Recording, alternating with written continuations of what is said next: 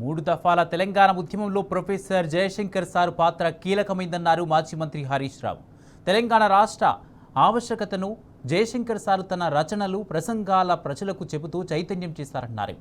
తెలంగాణ రాష్ట్రం కోసం తన జీవితాన్ని పూర్తిగా అంకితం చేశారని, జయశంకర్ సార్కు సిద్దిపేటతో అవినాభావ సంబంధం ఉందన్నారు. తెలంగాణ ప్రయోజనాలను కాపాడటంలో రేవంత్ రెడ్డి పూర్తిగా విఫలమయ్యాడని మండిపడ్డారు. తెలంగాణ హక్కులను, నీటి వాటాను కాపాడమే జయశంకర్ సార్కు ఇచ్చే నిజమైన నిపాలి అని అన్నారు. అంతకుముందు సిద్దిపేట డిగ్రీ కాలేజీ సమీపంలో ప్రొఫెసర్ జయశంకర్ విగ్రహానికి పూలమాల వేసి నివాళులర్పించారు హరీష్ రావు.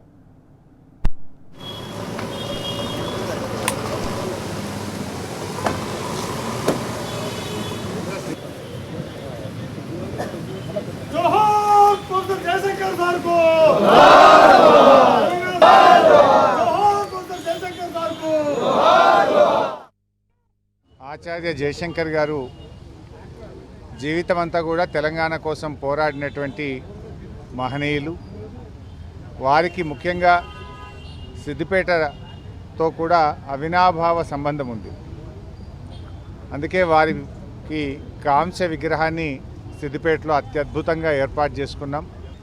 జయశంకర్ గారు జీవితమంతా కూడా తెలంగాణ కోసం కలలు కన్నారు, తెలంగాణ కోసం పోరాటం చేసినారు. తెలంగాణ రాష్ట్ర సాధన కేసీఆర్ గారితోనే సాధ్యమని కేసీఆర్ గారి వెన్నంటి ఉన్నారు. కేసీఆర్ గారితో పాటు ఉద్యమంలో ముందుకు నడిచి ఇవాళ రాష్ట్ర సాధనలో ఆయన కృషి, ఆయన సహకారం, ఆయన పోరాటం, ఆయన ప్రయత్నం, ఆయన ప్రజల్లో కలిగించినటువంటి చైతన్యం అది ఎప్పటికీ చరిత్ర పుటల్లో నిలిచిపోతుంది. జయశంకర్ గారు ఒక వ్యక్తి కాదు, ఆయన ఒక శక్తి. ఆ రాష్ట్రాన్ని పరిపాలిస్తున్న ముఖ్యమంత్రి రేవంత్ రెడ్డి ఎన్నడొక్కనాడు జై తెలంగాణ అన్న వ్యక్తి కాదు, తెలంగాణ ఉద్యమంలో పాల్గొన్న వ్యక్తి అంతకంటే కాదు, తెలంగాణ సోయిగా లేనటువంటి వాడు.